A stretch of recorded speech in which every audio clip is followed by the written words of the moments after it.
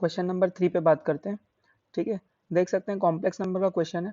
ठीक है, तो सबसे पहले यहाँ पर हम डायग्राम बना देते हैं क्योंकि बेसिकली हमें नंबर ऑफ एलिमेंट से रिलेटेड कुछ पूछ रहा है। ठीक है, S1 तो क्लियरली दिख रहा है कि एक सर्कल है। ठीक है, इंटीरियर ऑफ अ सर्कल, क्योंकि हम जानते हैं z माइनस जेड नॉट का मॉड इक्वल टू आर, ये एक सर्कल का इक्वेशन होता है। ठीक है, बट अपने केस में यहाँ पर लेस देन इक्वल टू है, मतलब ये सर्कल का इंटीरियर है। ठीक है, तो क्वेश्चन देखिए ये समझ में आ गया कि ये बेसिकली एक सर्कल का इंटीरियर रिप्रेजेंट करता है। ठीक है, यहाँ तक क्लियर है हमें। ठीक है, S2 के बारे में सोचते हैं। ठीक है, तो S2 के बारे में ये समझ में आ रहा है कि देखो सबसे पहले तो S2 को अगर प्लॉट करना है तो Z को अपन पुट कर देते हैं x प्लस आयोटा वाई। ठीक है, तो ये क्या बन जाएगा, real part of 1 minus iota into x plus iota y. ठीक है, तो यहाँ पे मल्टीप्लाई कर लो तो रियल पार्ट ऑफ, अब यहाँ से क्या आ रहा है, देखो x आ रहा है और प्लस y आ जाएगा और फिर आयोटा के साथ आ जाएगा माइनस एक्स प्लस वाई।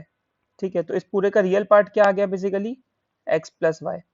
तो x plus y is greater than equals to 1, ये क्या आ गया अपना S2 आ गया। ठीक है, मतलब S2 बेसिकली एक स्ट्रेट लाइन से रिलेटेड है। ठीक है, तो इसको भी प्लॉट कर लेंगे अपन। ठीक है, अब थर्ड अपन देखते हैं इमेजिनरी पार्ट ऑफ z।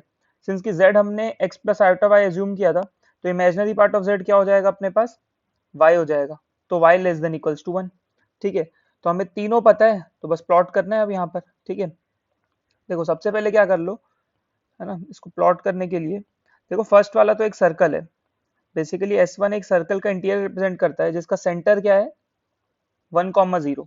तो सर्कल का सेंटर 1,0 दिख रहा है हमें और रेडियस √2 है बेसिकली। तो 1,0 बेसिकली ये 1 मान लेते हैं यहाँ पर। ठीक है, और √2, तो बेसिकली सर्कल कुछ ऐसा बनेगा यहाँ पर, है ना, ये हमें समझ में आ रहा है। बेसिकली सर्कल ऐसा हो जाएगा। ठीक है, फाइन है ना, ये पॉइंट हो जाएगा 1 और इसका रेडियस √2 है। तो ये हमने प्लॉट कर लिया z माइनस वन का मॉड इक्वल टू √2।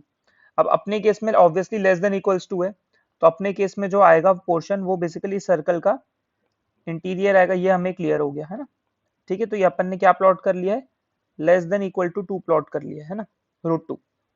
ठीक है, नेक्स्ट देखो क्या था अपने पास, x plus y greater than equals to 1।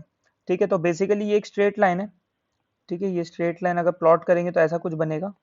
ठीक है, ये क्या है, y equal to minus x plus one वाली लाइन है। ठीक है, अब y greater than equals to है अपने केस में, ग्रेटर देन इक्वल्स टू है, तो यहाँ पर क्या हो जाएगा, ये बेसिकली लाइन के ऊपर वाला पोर्शन आ जाएगा पूरा। ठीक है, तो रेड वाला पोर्शन आ जाएगा बेसिकली।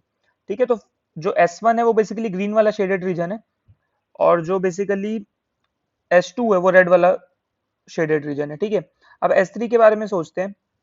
तो S3 में देख सकते हैं S3 क्या है, y less than equals to 1। तो ये एक लाइन होगी यहाँ पर y इक्वल टू 1।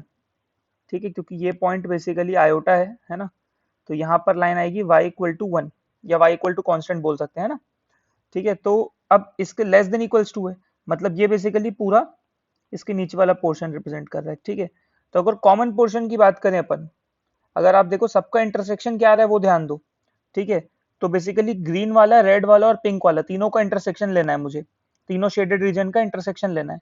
तो मैं देख पा रहा हूँ कि यहाँ पर जो मुझे मिल रहा है वो बेसिकली ये वाला शेडेड रीजन आ जाएगा पूरा। ठीक है, ये वाला पूरा फाइनल आंसर आ जाएगा अपना। ठीक है, आराम से दिख रहा है, ये जो व्हाइट वाला पोर्शन है बेसिकली।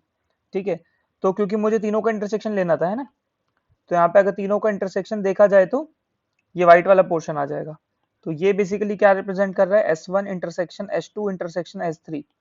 ठीक है, तो अब इसमें नंबर ऑफ एलिमेंट्स पूछ रहा है, ऑब्वियसली ये पूरा रीजन आया तो इसमें कितने एलिमेंट्स होंगे, इन्फिनिटली मेनी एलिमेंट्स होंगे। तो fourth option is the correct option.